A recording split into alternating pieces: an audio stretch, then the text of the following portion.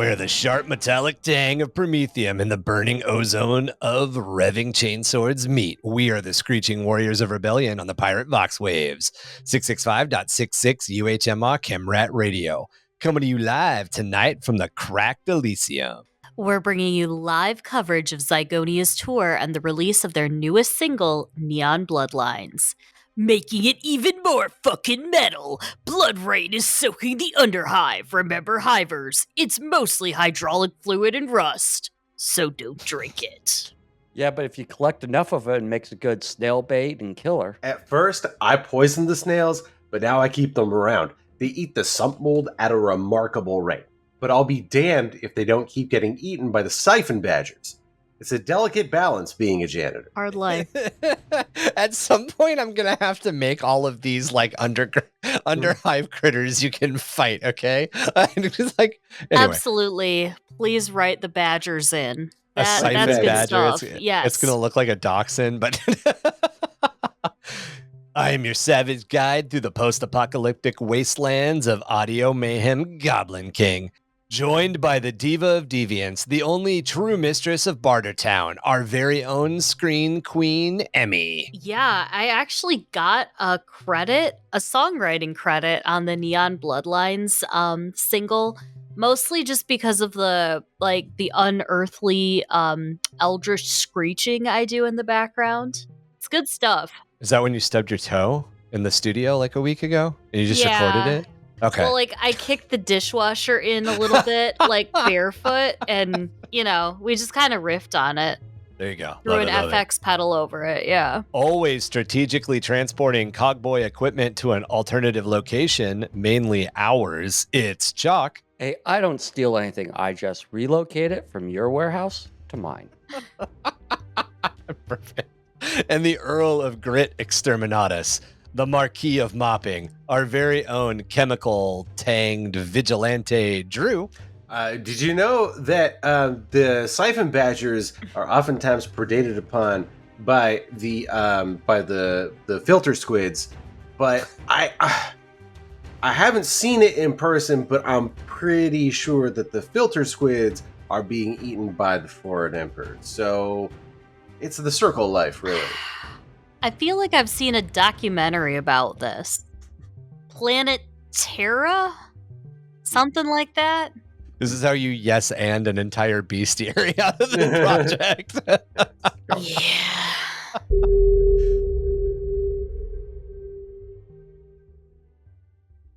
Welcome to episode 132, Horus Heresy, Watching the Galaxy Burn, Part 2. If you were here for Part 1, we talked about things in the galaxy burning. It do be burning, though. And then, of course, Chac and I just went over, in our last episode, Chac and I went over all of the different forces of the Imperium and the traitors that were kind of involved. It's going to be pretty big this episode. Last episode in the series, we talked a lot about Bont and the World Eaters.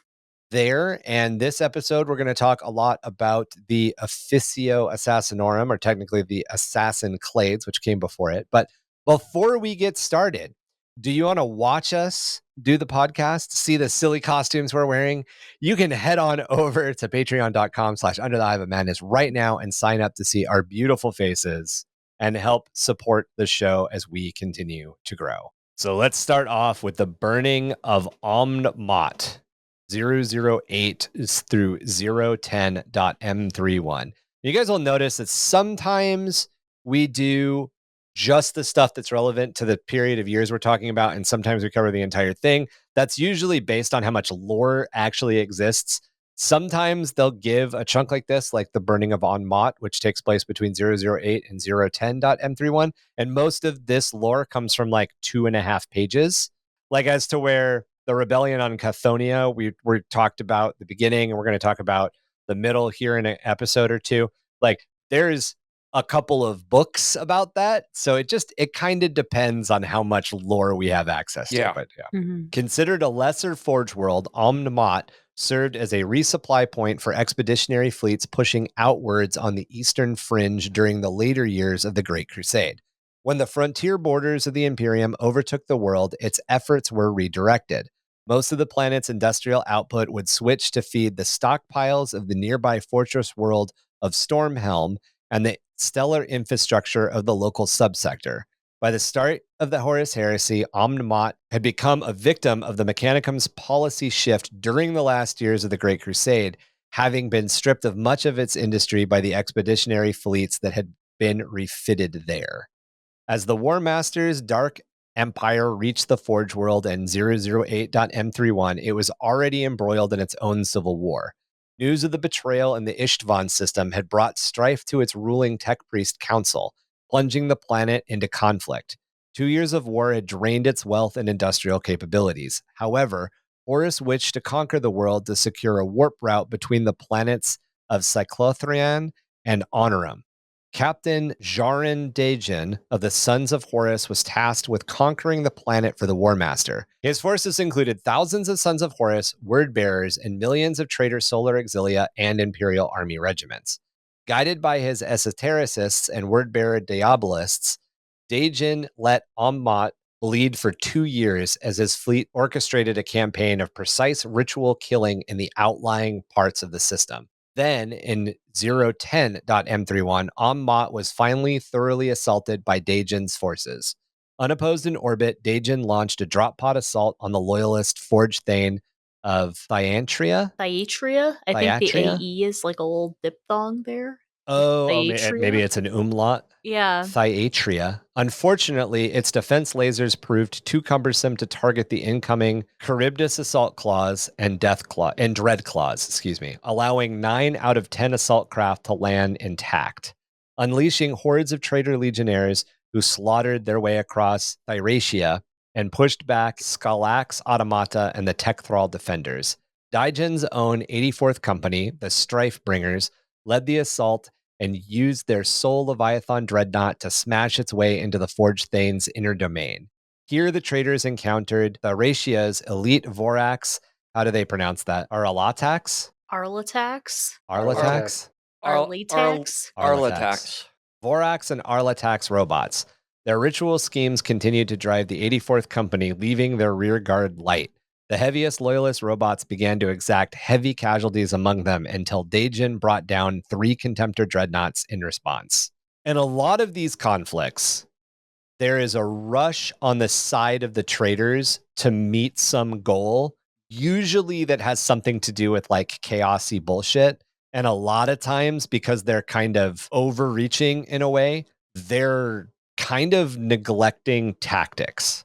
And this is just one of those examples. Like, this guy pushed so fast forward and at such a rate that he essentially left his entire ass exposed, and he had to actually call in Contemptor dreadnoughts in support to hold off all of these robots. The other thing to keep in mind, as Chac and I mentioned or talked about last episode, was like these Forge worlds are not being protected by Space Marines. They're Tagmata soldiers, they're Legio Cybernetica, and they are Skitarii, and that's it. There's no Space Marines here fighting Space Marines. But that doesn't mean they're a pushover either. Right. I mean, this is a hard fight. They've got to basically burn their way through robots, which are capable of probably killing like 10 or 11 Marine. For every one Legio Cybernetica massive robot that goes down, there's probably like 10 Marines that are claimed. Yeah.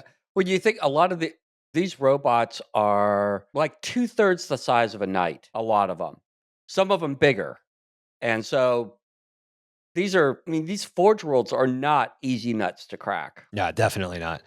And like the Tech Thralls are, we kind of mentioned this last time, that the way that the Mechanicum counts its troops is a lot of times they don't count Tech Thralls and they don't count servitors. So if you've got 50 Legio Cybernetica automata, they might be supported by like 1,000 Tech Thralls and 1,000 gun servitors. And when the Mechanicum reports on that battle, they go, oh yeah, we had 50 Legio Cybernetica robots. Here's a good example. I just sent a picture over that has one of the, not the Arlox, but the, what's the second one? No, it's an Arlox robot. And it is about 4 times the height of a normal human. Yeah, and it's on like tentacle thingies. Yeah. Actually, I think the one behind it is the Arlax. The one behind it, I'm pretty sure is that's a siege. a lot of these guys look the same. Thamex. Yeah, they're all kind of built on the same platform. There's like a central body, there's 2 huge pauldrons, there's arms, and then usually the weapons and the legs change. But that's a Thanex. That's a Thanex siege automaton. Yeah. So basically what we're saying is that these robots are 3 to 4 times the size of a normal human. A Skitarii is about the size of a space marine. A tech thrall is the size of a regular human. They're just like completely cybernetically enhanced. Yeah. Yeah. A tech thrall is essentially just it's a little bit better than a servitor. Yeah. Well, because they could think to some extent, but it's a human with a chainsword for an arm and a gun for the other arm. Right. Eventually, the Sons of Horus resorted to collapsing tunnels and intersections with breaching charges to cut off routes of approach. Abandoning entire squads and delaying actions against the relentless Cybernetica as they sought to avoid being drawn into protracted battles that slowed their advance.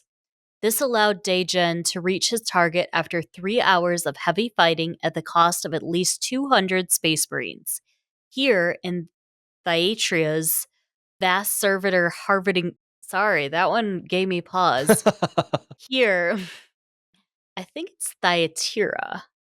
Yeah, that's how it should be. Yeah.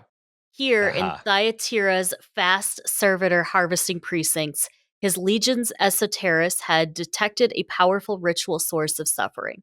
The traders would leverage the trapped horror of millions at the site to power their ritual, or that had been the plan. They were interrupted by the arrival of Iron Hands under war leader Durante Osh, a former thaumaturge librarian. The Loyalist Astartes were joined by a fresh Loyalist Mechanicum counterattack of Myrmidon Destructors and Thanatar robots. Finding themselves pinned between 2 forces, the traitorous 84th Company was forced into a defensive posture. The 84th Reavers did manage to blunt the attack, and dead or dying Iron Hands were dragged back to traitor lines to power their ongoing ritual. As the battle continued, all 6 of the remaining Sons of Horus dreadnoughts were overwhelmed by the incoming 100-strong Cybernetica assault. However, despite efforts to rescue their captured kin, Iron Hands and Mechanicum Tagmata continued to feed the traitor's ritual. As it came to completion, demonic brutes bound to the Traitor Legion began manifesting into the captured victims, who quickly charged back into the Loyalist lines and reaped destruction there. Badly wounded, Iron Hands war leader Durante Osh unleashed his psychic powers, engaging Dagen and his retinue in a duel before finally being struck down. But as Dagen turned to gloat about his triumph, Osh used one last gasp of strength to smash in the traitorous captain's head with his own thunderhammer. However, Dagen's body didn't fall. Instead, it became the vessel into which the daemon Samus manifested. Fucking Metroids. Yeah. I was about to say. Samus is the being that you're reading the Horus Heresy right now, Emmy. The first book. The thing that they're hearing whispering to them in the mountains is I am Samus. That's the first demon that kind of encounter that the Space Marines kind of encounter. Right. So the 2 really creepy things here. First off, reinforcing, it took them 3 hours to fight from the exterior wall of this complex to this inner sanctum of the complex through all of the forces they had to fight. They're going at a breakneck speed. They're not protecting their ass, all this shit. They're wasting units in a lot of ways. 200 Space Marines. I just wanted to point that out, especially to people who are new to Warhammer. If we have new listeners out there, new to 40k. In 40k, chapters have 1,000 Space Marines. Yeah, that'd be 20% of the chapter. That'd be 20% of the chapter in 3 hours. Yeah, and yeah, exactly. And that's the size of the forces that are fighting in the Horus Heresy. Yeah. And then the second thing is the whole reason that his entire objective, the reason that he sacrificed a bunch of stuff in the outer lying system was to start this ritual. And the reason that he wanted to get to the middle of this forge thane is this is where servitors are made. Yeah. I like it how they called it what did they call it? The harvesting precinct. Precinct. Yeah, exactly. That's where people are harvested. They scoop out your people bits. Yeah. and turned into human robots. It's You not know, a in not a the nice Death place. Guard, typhus refers to most people as pre-corpses, kind of refers to humanity as pre-corpses. And this is just kind of like the loyalist version of And that. So these are loyalist mechanicum. They're not, yeah. but Mhm. like there's a line of people, and they're probably watching the guy in front of them be surgically altered without anesthesia. Yep. And they're like, next. And you just watched it happen to your friend in front of you. Well, isn't there a Cyphus Cain? And maybe it's not Cyphus Cain, but I thought it was Cyphus Cain. No. It's not a Cyphus Cain book. It's another Inquisitor, but there's another Inquisition book where like part of the Inquisitors or the interrogators investigation leads him through a servitor plant. And it's literally like people being escorted in, completely shaved, hairless, forced into like latex bodysuits, and then just shoved into a surgeryorium, and then they're just fucking lobotomized and made into it. And like the next person in line, it's not like room. It's literally like the scenes of soldiers getting ready to go to World War II in like every World War II movie where they're all getting their physicals in one room. It's described that way. Like you're getting shaved, shoved into a latex suit, and then surgery's happening on you all in the same room, and like the guy behind you's watching. And of course, you know, like they go into they do not pull punch, and this is the Imperium. They don't pull punches. Like these guys are getting their full bowel evacuation as the surgery is happening because you are ceasing to be a human. You're being made into a robot of some sort. And then like some of the reasons that these people are in these death sentences is, oh, they didn't pay taxes. Like it's that. It's not multiple murderer. It's like multiple murderer gets lobotomized and turned into an Evisor assassin. Okay, like being a murderer kind of gets you ahead in this way. Qualified skill, sir. Yeah, you've demonstrated a reason we hire. But yeah, no, it's that scene. 3 years in the isopods for loitering or whatever from Judge Dredd. Like, it's that anyway. Mhm. Yeah, it's totally Judge Dredd. I mean, it's all Judge. Like literally, a lot of this stuff is Judge Dredd. No, it's 100% Judge Dredd. That's what it was. A lot of the Based influences on, were taken from that. Yeah. With Samus's manifestation, madness erupted across Almat. Warp-born horrors of all four Chaos gods drowned the Forge world in combat and blood. The remaining loyalist forces within the Forge Fane, Thyatira. What did we agree on? Thyatira. The remaining loyalist forces within the Forge Fane, Thyatira, conducted a desperate last stand against Samus and his demonic hordes. As the bound demons rampaged, the Sons of Horus aided them in hunting down the last loyalist magi and Iron Hands within the Forge Fane. Not even 3 Iron Hand dreadnoughts' combined efforts proved enough to bring down Samus. Yikes. Yeah. As the world fell, the remaining loyalist tech priests and Iron Hands chose to deny the traitors their victory, activating the Primarch Ferrus Manus' ceaseless pyre mimetic annihilator within Thyatira's vaults deep below Ammat. The weapon set the very atmosphere ablaze, and all life on the Forge world was extinguished alongside the traitor forces and even their vessels in orbit. The only evidence of the world's assault and death came from data gathered by damaged Ammat kill satellites, and the account from a loyalist tech priest from Thyatira, who managed to escape aboard a modified atomic missile before the doomed Forge world was set ablaze. Yeah. Fucking metal, dude. Can you imagine that? You're like I got to get out of here. I'm going for the missiles.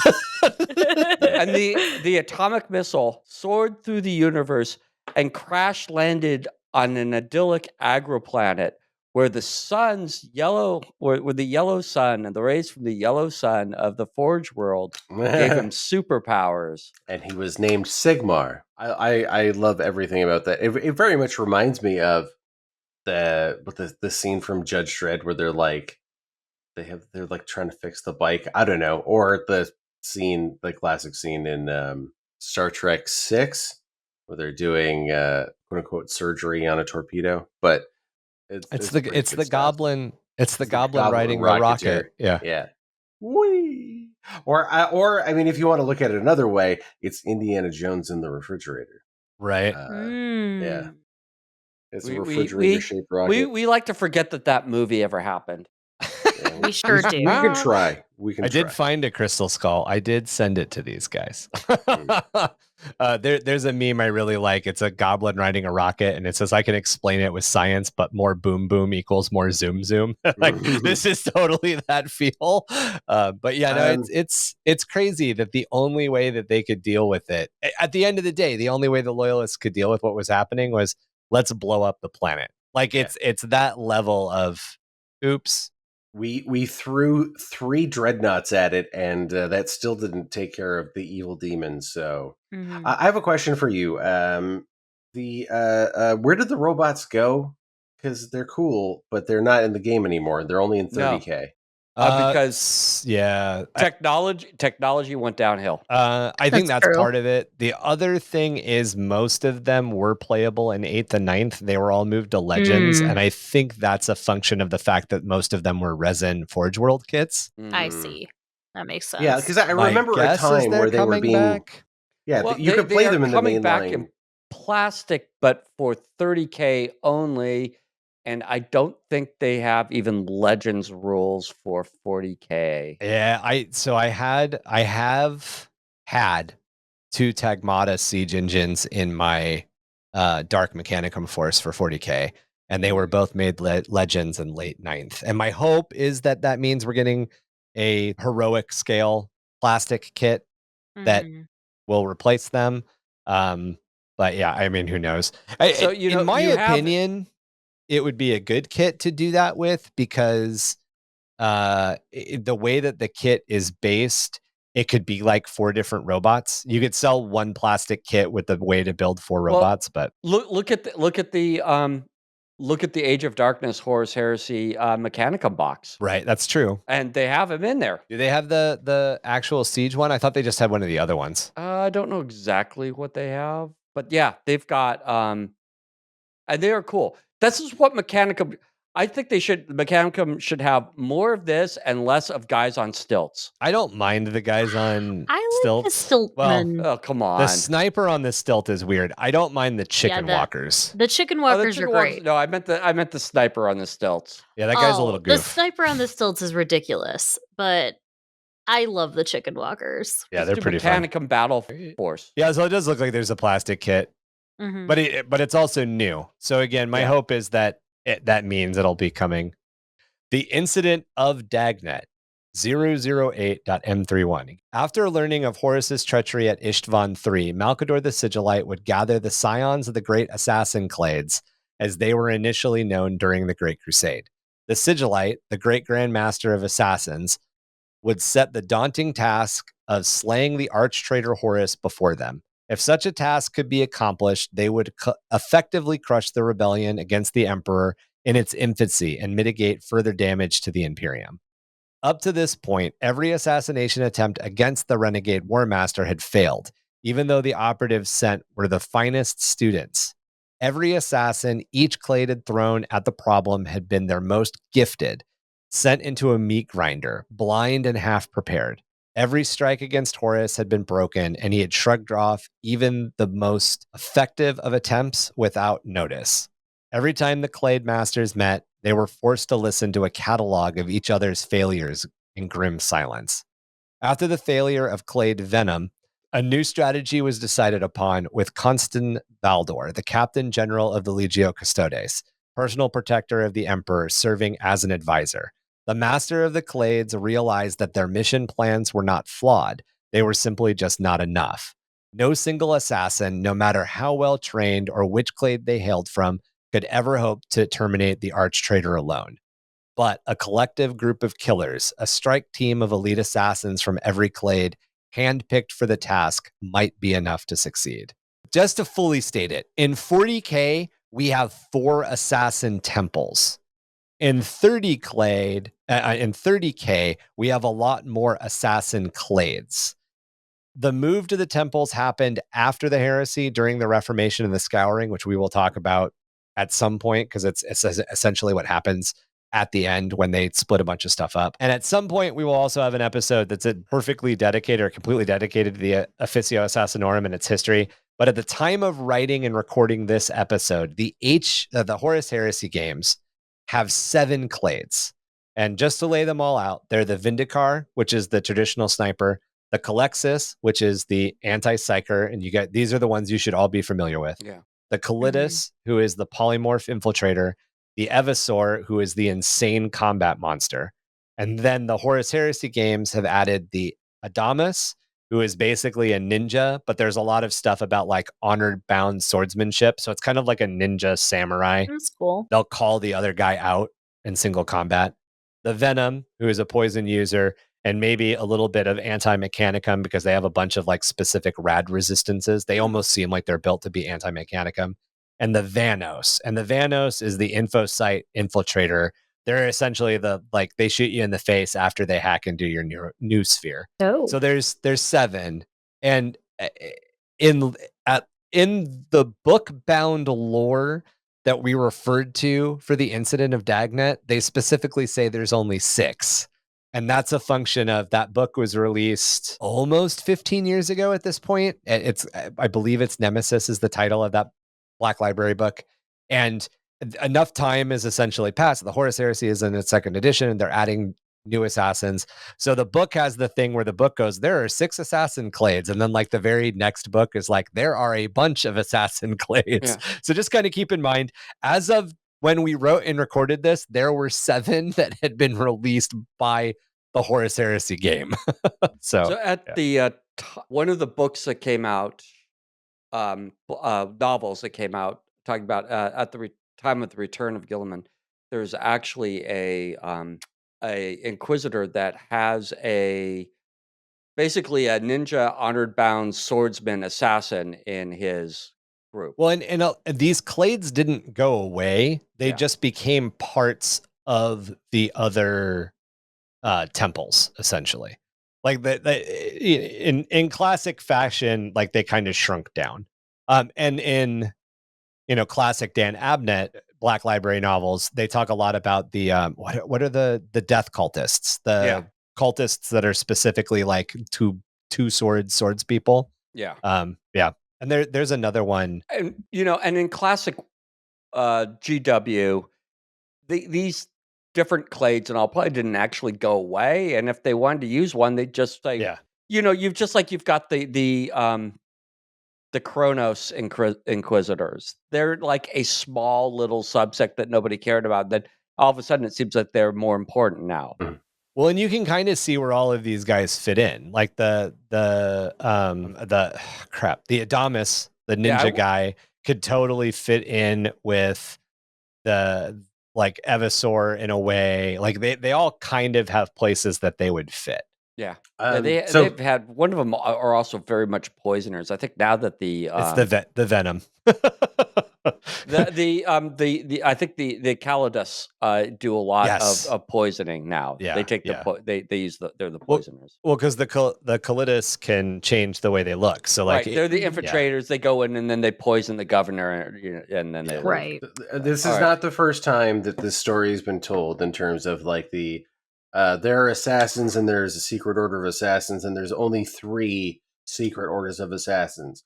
And so when we talk about the 4 secret orders of assassins, there are only 5 secret orders of assassins in Warhammer 40,000. A universe that only has 6 secret schools of assassins. Like they kept doing that. Like, so originally there was only I think we go far back enough. It was just the Eversor. And then we learned about the Calidus. And then we got Vindicare, or reverse that.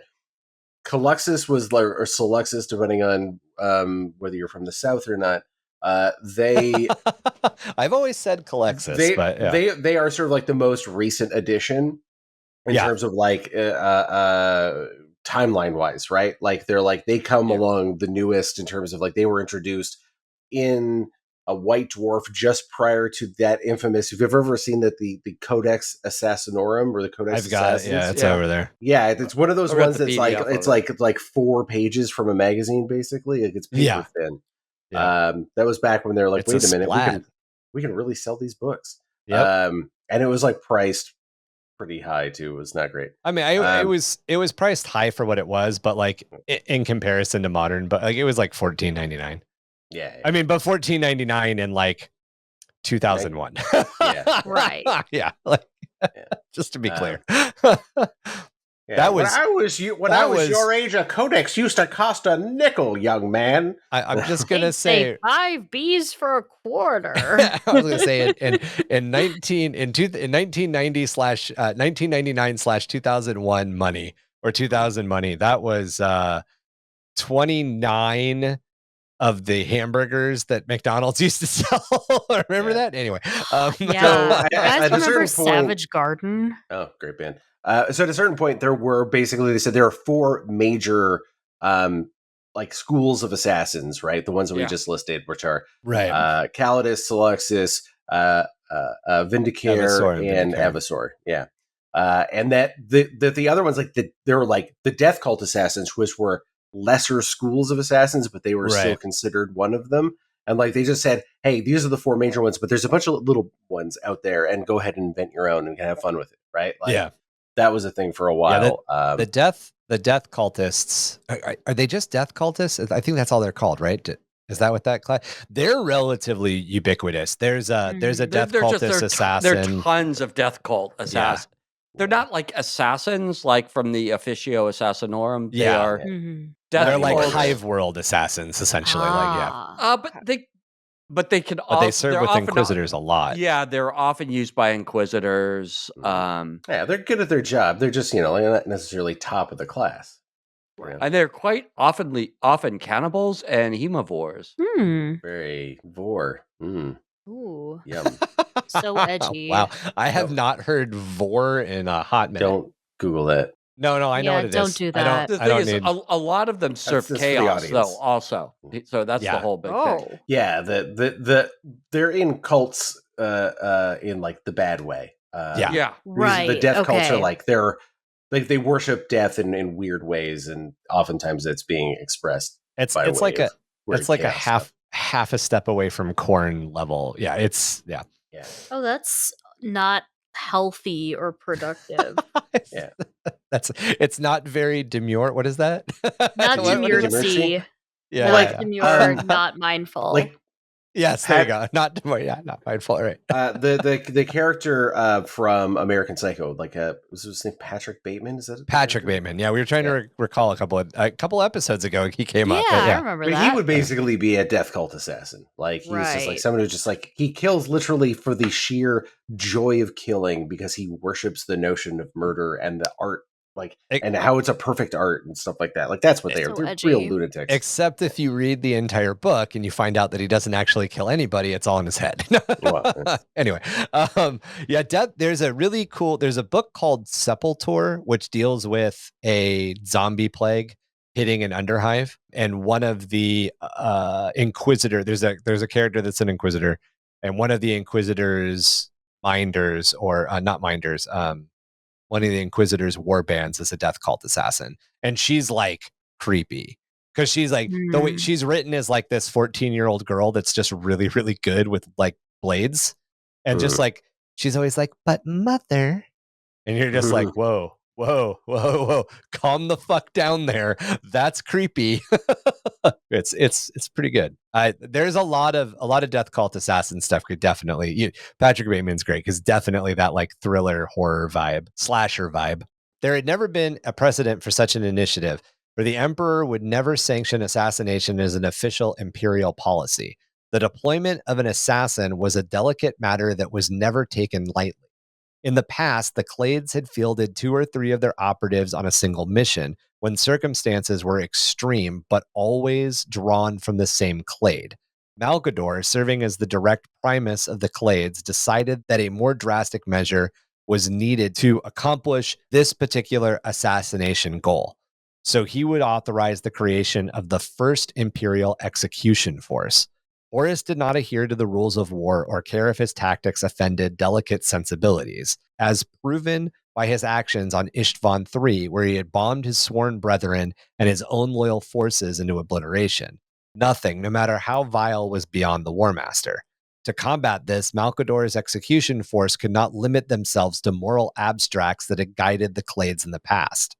This force would comprise 6 assassins, chosen from among the Clades, who would be authorized to kill Horus by any means necessary. At the same time, across the gulf of galactic space, Dark Apostle Erebus had decided on a bold course of action on his own. He firmly believed that as long as the traitor legions followed Horus, all would be as it should, and as the dark gods had promised.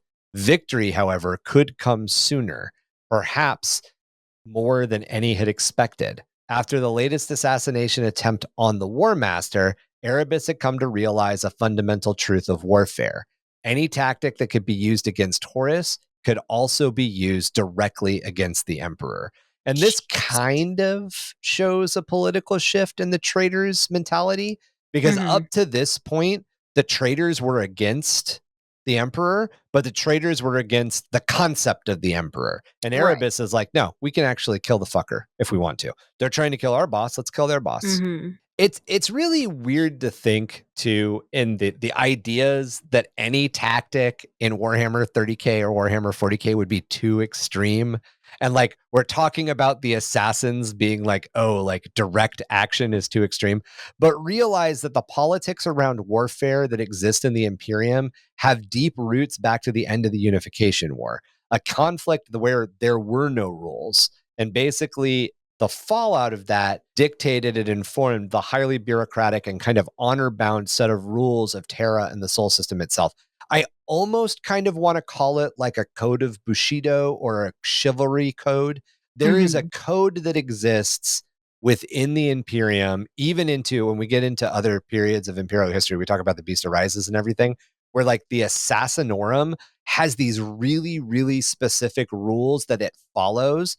But like, in comparison to the shit that we talk about in this war or in these wars, you're like, nobody's following the Geneva Convention. Why are they doing it on Terra? And the reason they're doing it on Terra is essentially because of the past of the Unification War, the shit that was done there. The Unification War was total war. It was total balls to the wall, no fucking rules, no such thing as Geneva Convention warfare, essentially. Right. The Black Pariah. Imperial history has only ever recorded one so-called Black Pariah. He was a former Imperial assassin by the code name of Spear, born as a human untouchable captured by the Silent Sisterhood and brought to Terra. Once on the throne world, the Clade Calexis experimented upon and augmented him to create a more robust and deadly form of Calexis assassin.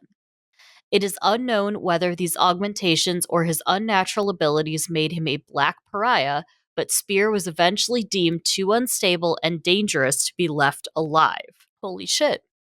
He transferred into the care of the Sisters of Silence and was sent aboard one of their lone vessels bound for the heart of a nearby sun. This left the vessel in a position where it was intercepted by a traitor vessel under the command of Erebus. It's always Erebus. It's fucking always Erebus. It's always Erebus, though. Yeah. Boarding the Sisters' vessel, the word bearers killed all aboard except Spear. See?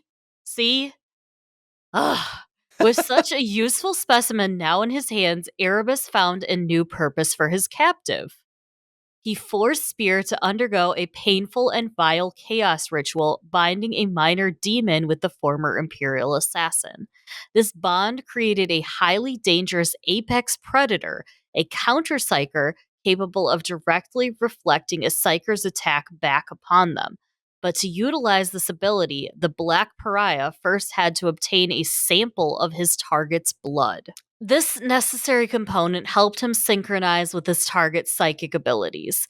2 standard years later, following the drop site massacre on Isfahan 5, Erebus tasked his deadly minion to assassinate the Emperor.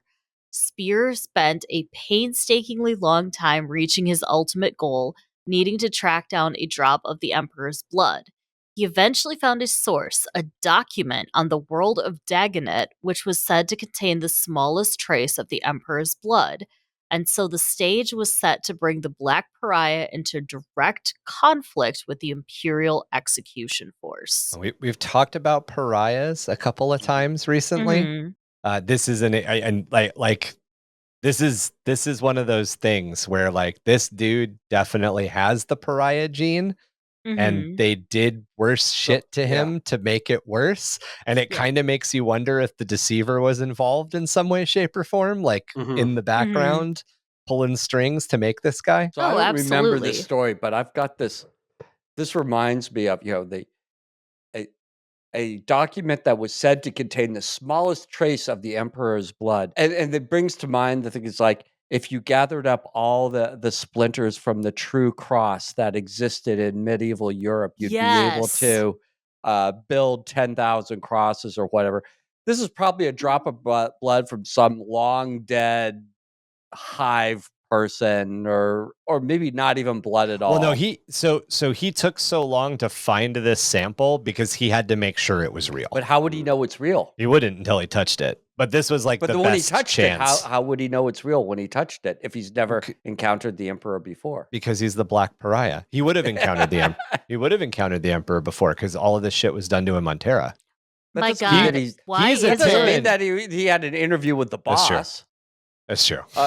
This is like when that little notebook from Death Note would be super handy. All you got to do is visualize the Emperor and then just write down Visualize Craig. the Emperor. Yeah. Oh You my know, God. just That's write right. We don't Craig's name in there, and then we don't know the Emperor's name. His name could be Craig. I'm with you. It's the God Emperor Craigstopher.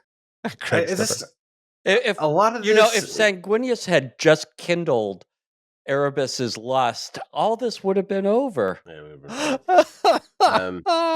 A lot of this is very like as we're getting into the black, like the execution squad and the Black Pariah. It's getting very like edgy, like 1980s, like comic booky kind of stuff. Oh like, yeah, you know 100%. that the Black Pariah has spikes and claws, and he's got this like really ripped, sort of like latex or neoprene bodysuit, and he's actually Black Pariah extreme. And he's really got like big the boot. long, like black leather duster, and he's he has his armor, and like the augmentations that they did to his body are very like Men of Irony, and it's very like he looks very Necron-y. Oh, like, interesting. He looks like a human Necron rather than a Necron tier Necron, but like pariahs, like the old pariah models. But yeah, I mean this is that era essentially. Right. But and again, like I said, this kind of makes you wonder whether or not the deceiver is in the background pulling the strings on this.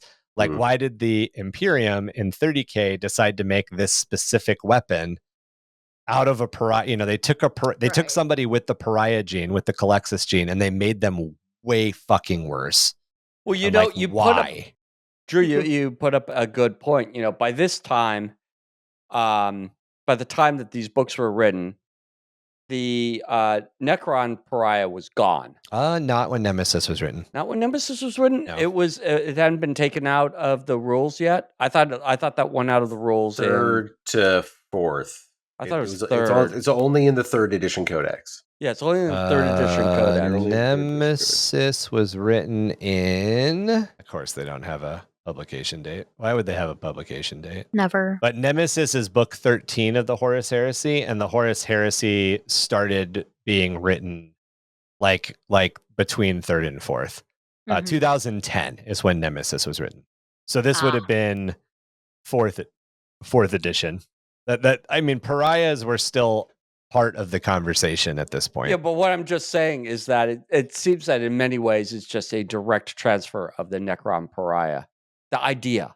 Oh yeah, well yeah, and that's kind of what I'm saying is that the idea that the Satan, maybe I should have been more clear. The Satan, known as the Deceiver, may have been manipulating the Assassin Clades to make this guy. Right. But I mean, who knows?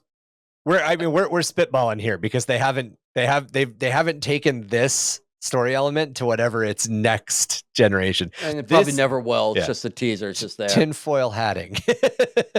As word spread of Horus's heretical uprising against the Emperor, worlds all across the galaxy began to erupt into anarchy as their populations became divided over whether they should remain loyal to the Emperor or join the War Master. Dagonet was one of these worlds, where Horus Lupercal was second only to the Emperor in being celebrated by the people, with statues in Horus's honor everywhere, and the Dagonetti people referring to him as the Liberator. In the early years of the Great Crusade, Dagonet had languished under the heel of a corrupt and venial priest king who ruled the planet through fear and superstition. Horus, at the head of the Lunawolves Legion only, had come to Dagonet and freed the world, a goal accomplished with only one round of ammunition ever being expended. The Primarch claimed the life of the tyrant of Dagonet. This victory was one of the War Master's most celebrated triumphs, ensuring he would be revered forever as Dagonet's savior. Not surprisingly, the Dagonetti clans had started the uprising against the Imperium when the heresy began. The Imperial Planetary Governor issued a formal statement of support for the cause of Horus. The world's nobles had declared in favor of Horus, rejecting the rule of Terra. It was a small wonder that the aristocratic clans who ruled the planet would pledge their banners to Horus instead of a distant emperor who would never set foot on their world. It would fall to the common people to rise up and fight back in the name of the emperor. Yeah, so Dagonet was one of the planets that Horus took between fighting at the Emperor's side and Ulanor. Mhm. It kind of falls into that range of Horus is off on his own, doing his own. So it's just, at this point, this is just Primarch. At the point where he takes Dagonet, it's just Primarch Horus. It's not War Master Horus, and it's not Right. Bestis Emperor Boy Horus. It's just Primarch. Hmm. And there really wasn't a lot of time between those two periods of Horus's life. He pretty much was fighting at the Emperor's side, or it was post Ulanor. I've really noticed that. I'm still kind of in the early books of the Horus Heresy series, but Well, you got 90 those- of them, so. Mhm. yeah, what I'm saying is I'm on book 2 right now. But 2% it. I will say that already the pacing of the book seems fast. Like, we're kind of like in the end stages of the crusade, and we go from like one scene of it's a real nice day and the remembrancers are all having sandwiches and joking around in the cafeteria talking about how cool Horus is and what an honor it is to get to work with him, to like, we're these dark gods, and then the heresy. Like Yeah, well, it already there's- seems like the pacing is like quick for a book series That's with because 90 in the first things. 10 books or something like that, they set up the major arc. Yeah, they set up everything. And then you could basically read like the first 10 books and then skip to the Siege of Terra books, and then Okay, everything else is good. a side quest. Great. This book is pretty good. Nemesis is pretty good because Yeah. it's one Okay. of the books that very much focuses on not Space Marine stuff. I mean, obviously the assassins, the execution force's target is Horus. So there Right. is a Space Marine target, but most of this book deals with the Clades kind of getting their Mhm. plans ready Yeah. and the counter plan. This is like this is kind of like the Winter Soldier book, if you want to say. Sure. Um, Yeah. There's definitely standouts within that are worth following, but yeah, there's I don't know. I'm also trying to reread all of them. I'm on like book 20, but Okay. I took a break to do the Beast Arises stuff because I had to get out of it. But yeah, yeah. I'm not trying to Right. read them, so that's all there. One day, Chac. No.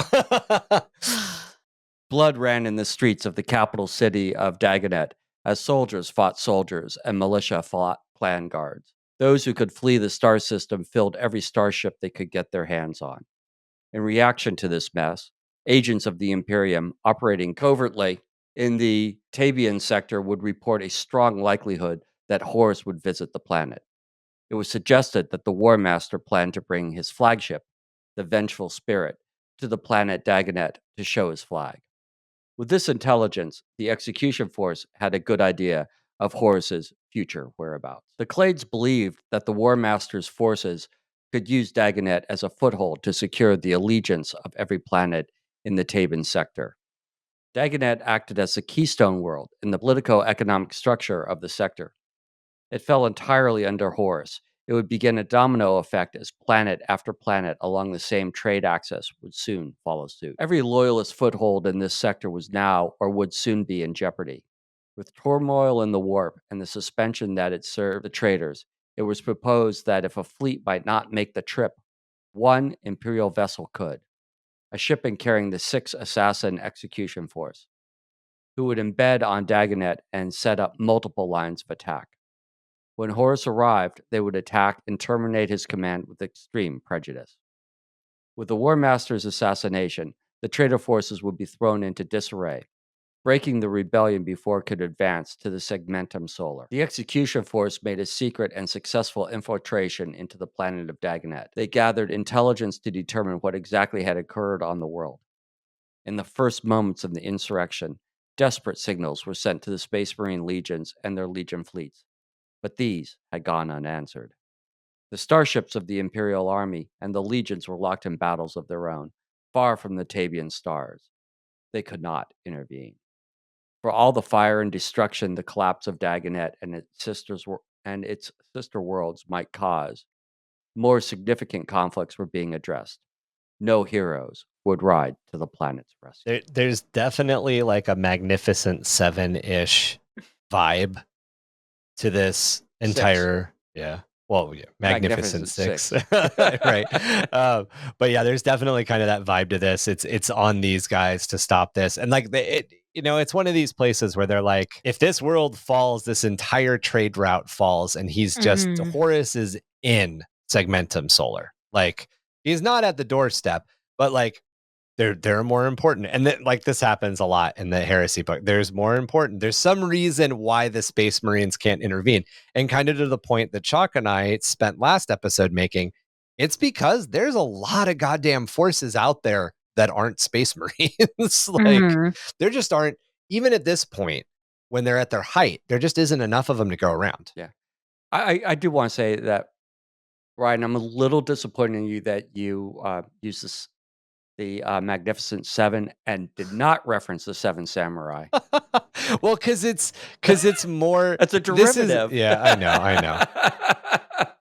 It's almost more. I got into a really long conversation with a buddy of mine about how the Scargiver.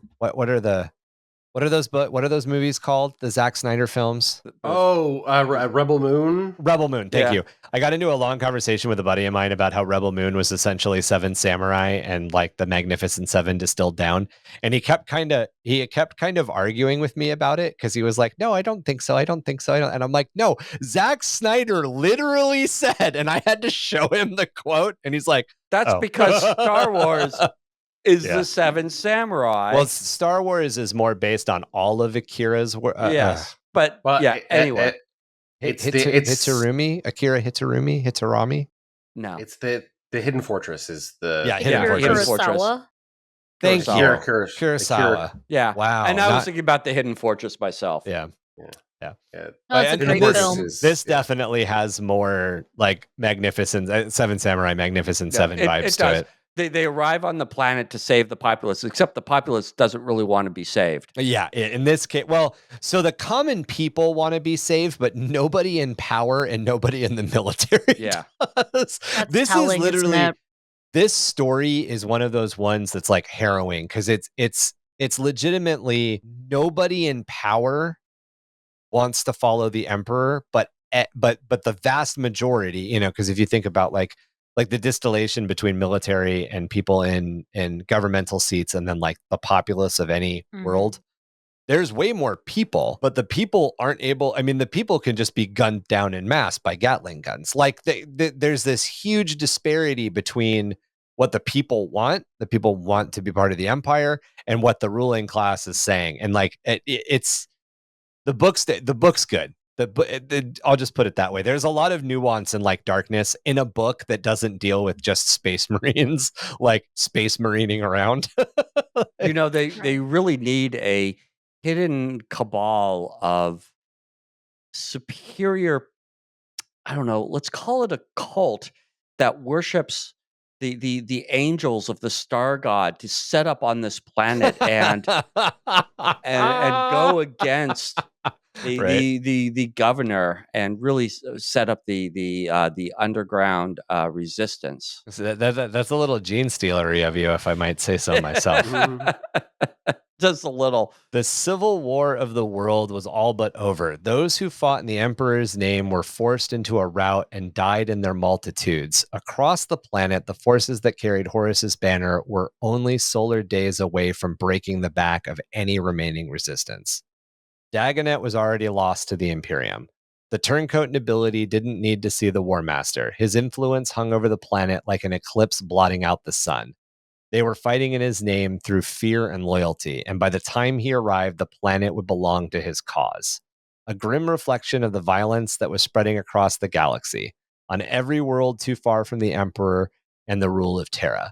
As Dagonet fell, Horus would advance one step closer to the gates of the Imperial Palace. And this just paints the picture that, like, the Emperor and the Imperium were not as in control as we kind of think of, especially from a 40k lens. We think of, like, manifest destiny and, like, divine rule and manifest destiny. Like, in 30k, most of these planets, some of these planets had only been in part of the Imperium for like 10 years. And they had been brought to compliance by Horus or by Angron or by Mortarion. And they were like, yeah, that's boss. We're following boss. And, like, just really important to remember and realize that, like, these Imperial army regiments, these solar auxilia, not so much of the solar auxilia forces, that was a little rarer, but essentially, like, all of these forces were a little bit like, I'm going to go with the guy who actually freed me. Like, I'm going to go with the dude who was here. Not with Space Grandpa, who I've never seen. While gathering intelligence and deciding upon the best course of action, 2 of the execution force's number would become distracted by a different course of action. The Venom assassin, Jennifer Solom, had become intertwined with the plight of local loyalist Dagonati, who continued to wage their desperate war against the pro-Horus planet's nobility. They had also introduced her to the forbidden writings of the Levitica Divinitas, which worship the Emperor of mankind as a divine being, the one true God of humanity. Solom would become a willing convert to this new religious movement and vowed to help the Dagonati with their plight.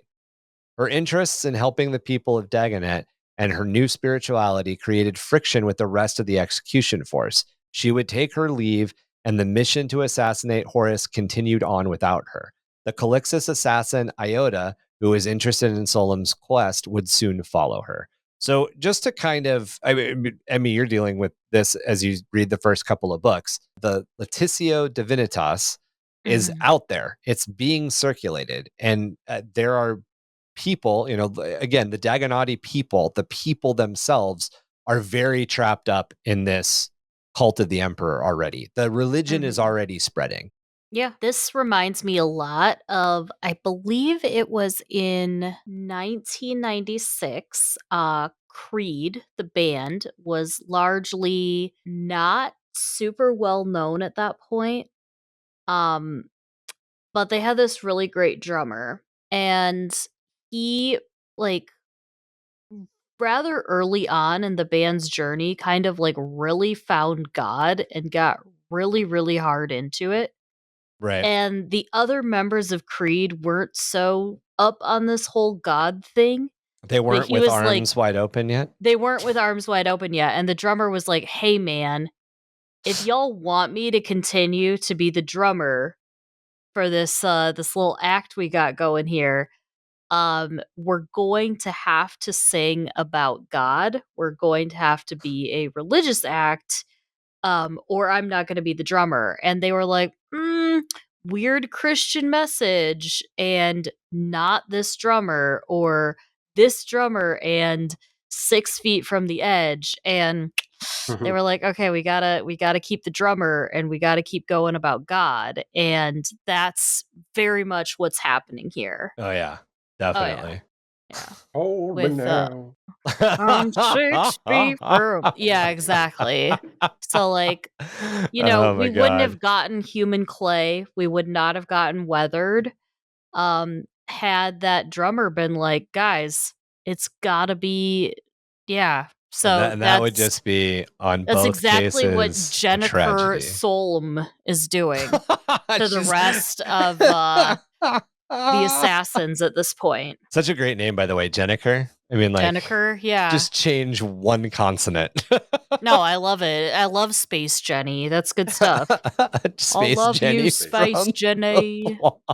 Oh my god, I was thinking Jenny from the Block, but that's even better. No, I love I'm you. thinking I Jenny love from you, Forest. Space Jenny. Jenny. Oh my god. The Emperor's Forrest Gump. So I was Truly. thinking the Vindicar was for it anyway. The pair of assassins soon came into conflict with the Black Pariah. Oh, been setting that up. And realizing the dire threat of such a creature, attacked. In the ensuing battle, Solm would become mortally wounded, while Iota utilized her Animus Speculum, unleashing her anti-psyker abilities upon Spear, seriously wounding him in return. Though this gained Iota the upper hand, her efforts were for naught, as Spear was able to sample a drop of her spilled blood. There's a character in My Hero Academia that does this exact thing in the Villain League. You know who I'm talking about. she's pretty cool. Togata, I think, is her name. Yeah. The space buns blonde girl. So like in the fight, she's essentially, or in the fight, he's essentially losing. So in the fight, and what you're talking about, she's losing, and then the other person's blood gets spilled, and she's able to like taste it or like get it, and then it turns the tables. Vials of blood and collect vials of blood from people she's fighting. Who is she? Cheryl from Archer? Carol? Always with drams of.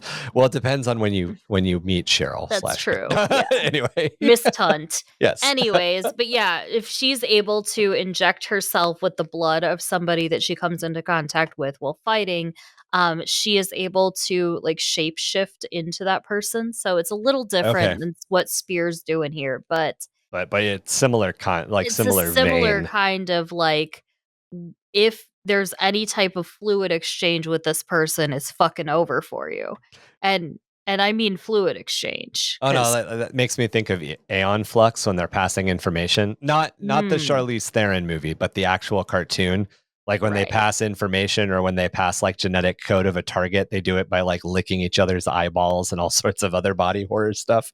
Anyway. Ew. Anyways. Fucking weird show. Great show. The traitorous... Great show. Good, bad, straight. The traitor assassin engaged his genetic lock, using his innate pariah abilities to reflect Iota's attack onto her, boiling the assassin in the crucible of her own powers. The dying soul would be found by her brother, Astride.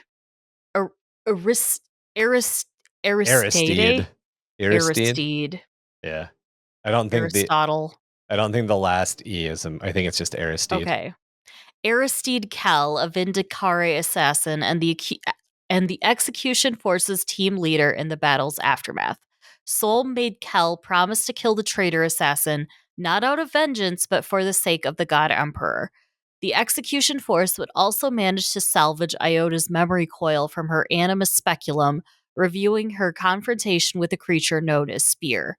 Realizing the dire threat that this counter-assassin represented, the assassin's mission became twofold: assassinate Horus and kill the creature that had murdered their comrade. So if you guys are wondering what the Animus Speculum is, you know it's the duckbill thing at the doctor. Yeah, we all know. Yeah, the thing that they... That's a different type. It's a different type of... Yeah, it's the assassin type. The Calexis assassin is the skull head. And then there's that like giant like cone thing that comes off the side of it. That's like a laser focuser on the side. That's the Animus, essentially. Mm-hmm.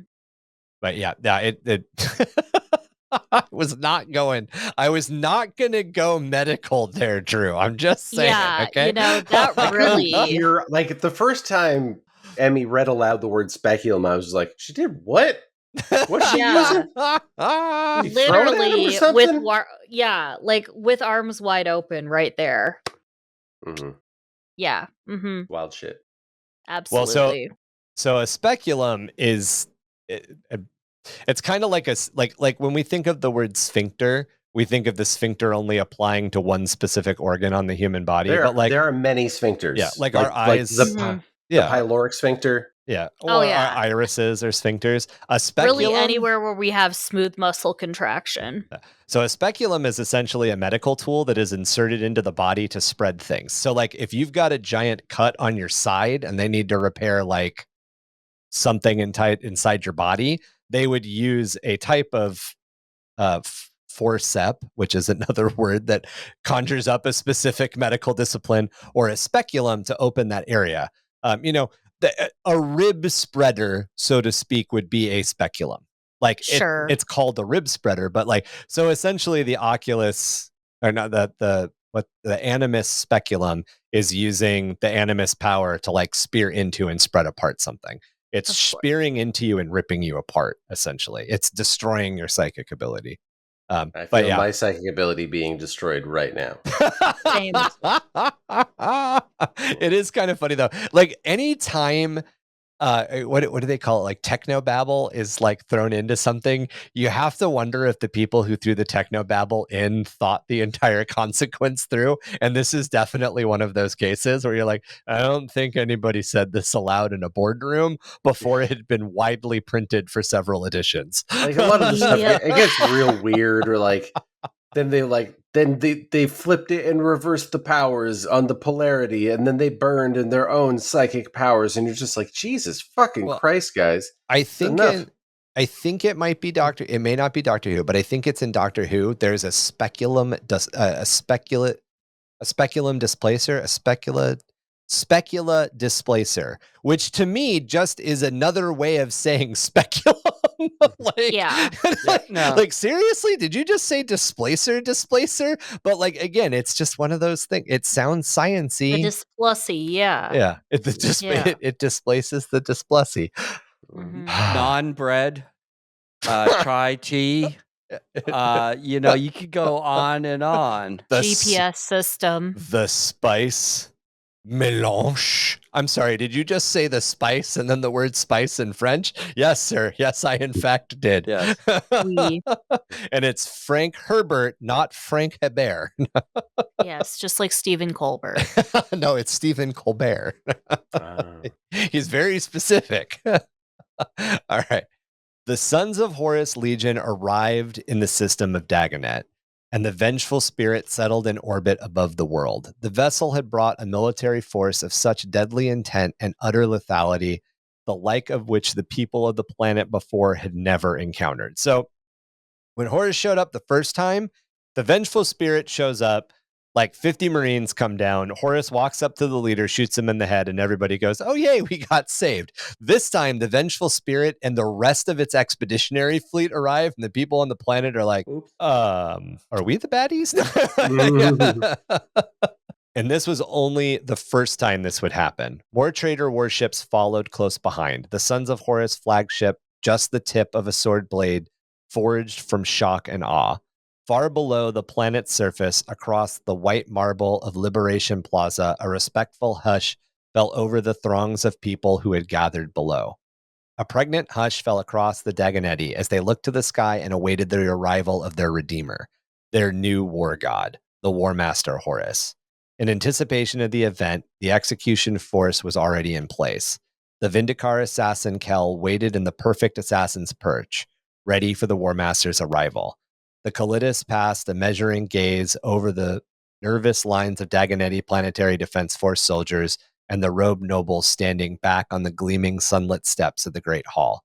Governor Nikaran was there among them, awaiting with every other Dagonetti for the storm that was about to break. Suddenly, a blast of fanfare from the trumpets of the military band tore apart the silence, and Governor Nikaran stepped forward. When he spoke, a microbead at his throat amplified his voice. Glory to the Liberator, he cried.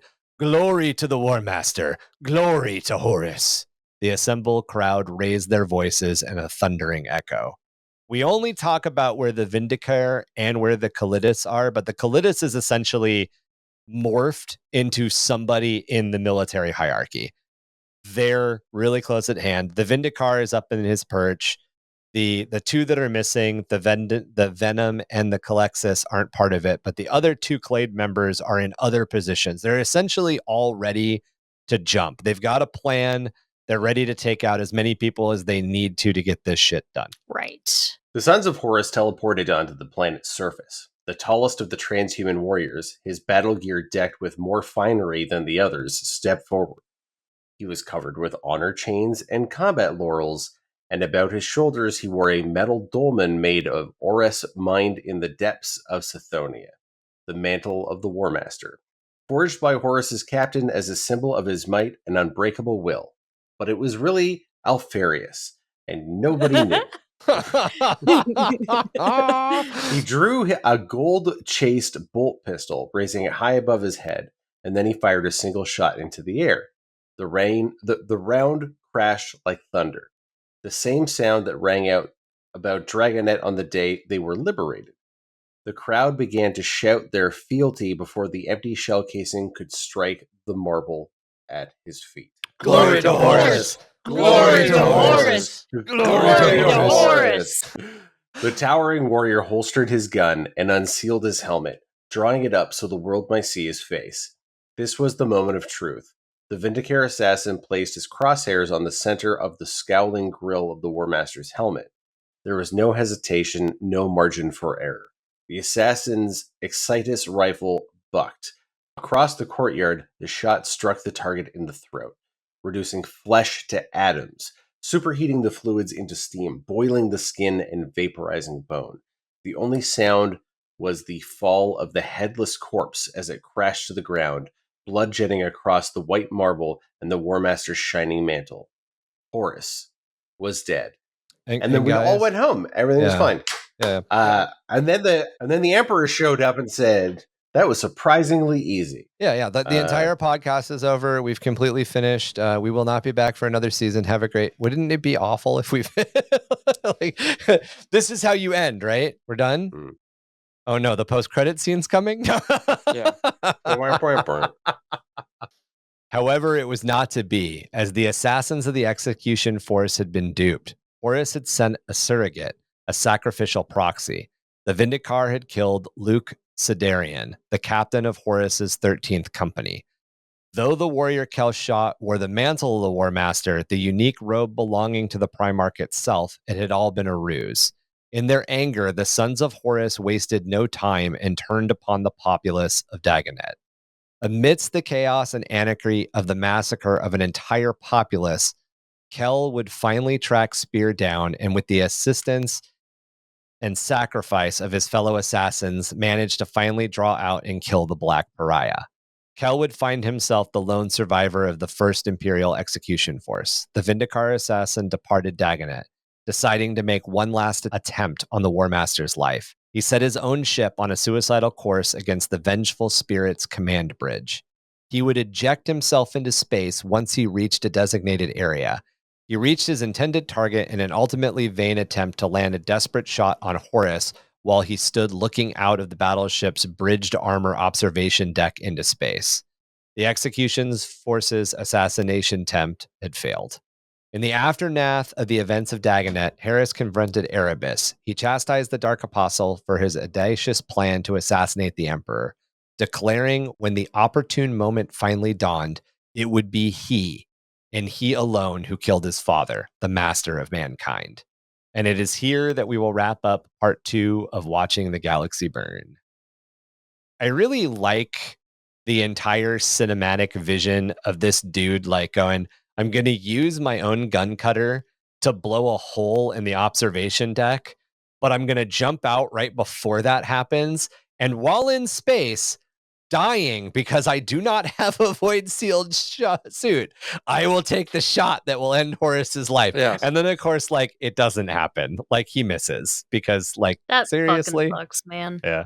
If you have access to Warhammer Plus, though, there is one of the what are the animations? The actual animations called? Is it Blood and Steel or Bolter and Steel or something? Bolter and Chain.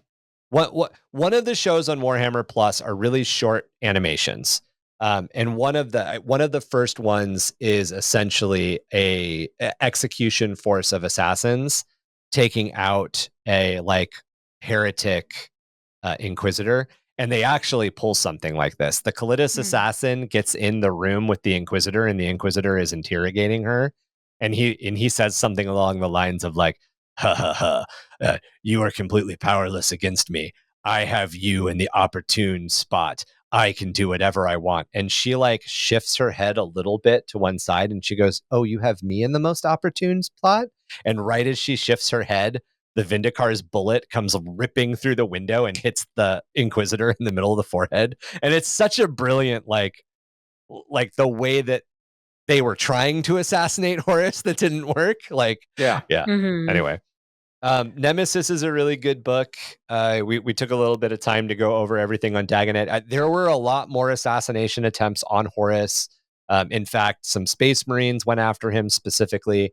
And it's something that we talked about as one of our filler episodes, not our filler episodes, but part of our Horus Heresy episodes that aren't essentially in the timeline of talking about the many assassination attempts on Horus. We may do that. I feel at this point we've kind of covered a couple of them, so we might not.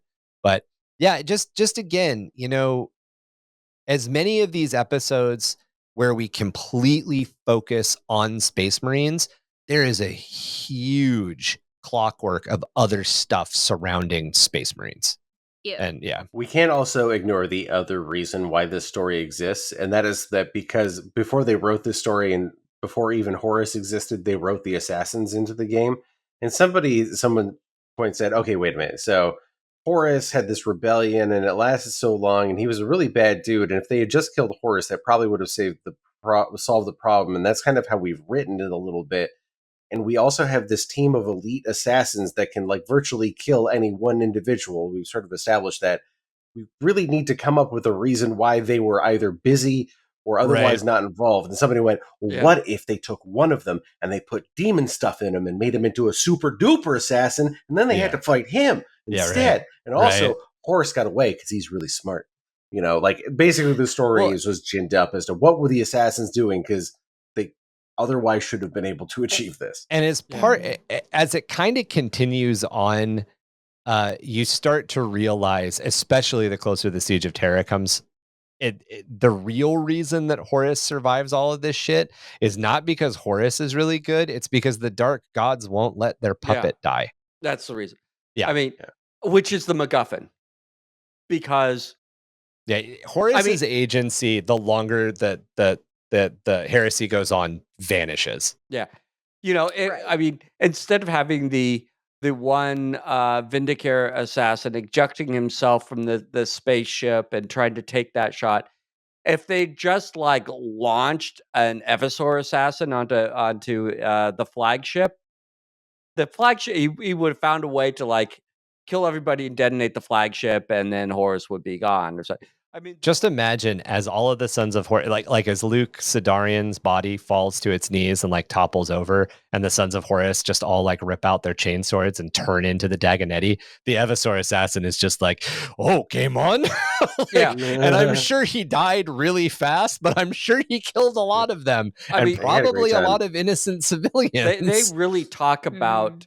So in the Beast Arises series of books, there is an Assassinorum kill team on Mars. Yep. And they have an Evisor in stasis, and they have what is it? Is it the Calidus? They have the polymorph, the one that shape changes. There's an info site. There's an info site and a couple others. I haven't gotten far enough in to know if they actually do anything. But basically, they're sending a kill team to take out the Fabricator of Mars. Yeah, Fabricator, if needed. And this is the first execution force. Execution forces are not unknown to any other period, but before this one, they were unknown. After this one, it happens a lot. So it's interesting. I mean, like this is a very interesting use case of not all of these conflicts are Space Marine specific. A lot of them deal with other stuff. Would be interesting to do an assassin one. I like. Definitely. Once again, I mean, like in the Beast Arises, there is one of the main assassins is not from any of these temples. Well, there's Beast. There's Beast Cruel. Yeah, Beast Cruel. He is not from one of the four main. Yeah, he's not from temples. one of the temple, but he definitely reads as an Evisor. He's just like an Evisor with more like mindfulness. Brains. Yeah. Well, guys, if you want to get into contact with us about this episode or any portion of the show itself, you can do that by reaching out to us by email at underthehiveofmadness@gmail.com. Join our growing community on Discord and become part of the conversation about existing lore, world building, gaming, and much more. You can also find the podcast on Facebook, Instagram, TikTok, and YouTube, and check out our website, underthehiveofmadness.com. Check out our link tree to find links to keep up with everyone in the cast hobby progress and other projects. Help the podcast grow by liking and reviewing us wherever you get your podcast fix. Our home is Spotify, but you can find us on Audible, Apple Podcasts, CastBox, iHeartRadio, Radio Public, and more. As always, links and spellings can be found in our show notes. Support us through Patreon at www.patreon.com/underthehiveofmadness. Join a fantastic crew of hivers for access to extra content and a chance to snag some cool merch in our monthly giveaways.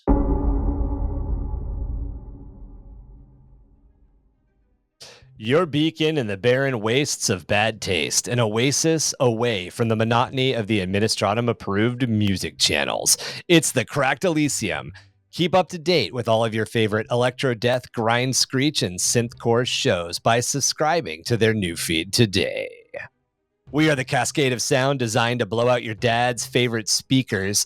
The screaming vengeance of truth, 665.66 UHMR Chemrat Radio. Reminding all of you Chemrats, hive mice, and some ghoulies to keep those dials fixed. Right here, same ratty frequency for a dose of the same ratty-ass attitude. They say that dead men tell no tales, yet whispers seep through rusted rails, of barges low with blood-red sails, of gangers grim with haunted eyes, and neon moons and drowning skies, of hive-bound dreams and engines groan, where spires shatter flesh and bone, of vaults where ancestors decay, betrayed by lords of dark array. But dead men tell no tales, they say, except the tales that drown away in tides of warp-born disarray. In dim-lit depths of hive and grime, in secrets etched beyond our time. For there below where shades convene, in Zygonia's halls of death machine, the dead still sing in choking verse of life cruel's end and fate's mad curse.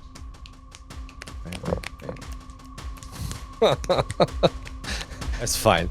Y'all should read a motherfucking book, is all I'm saying. Don't loot the corpses. And brush your goddamn teeth.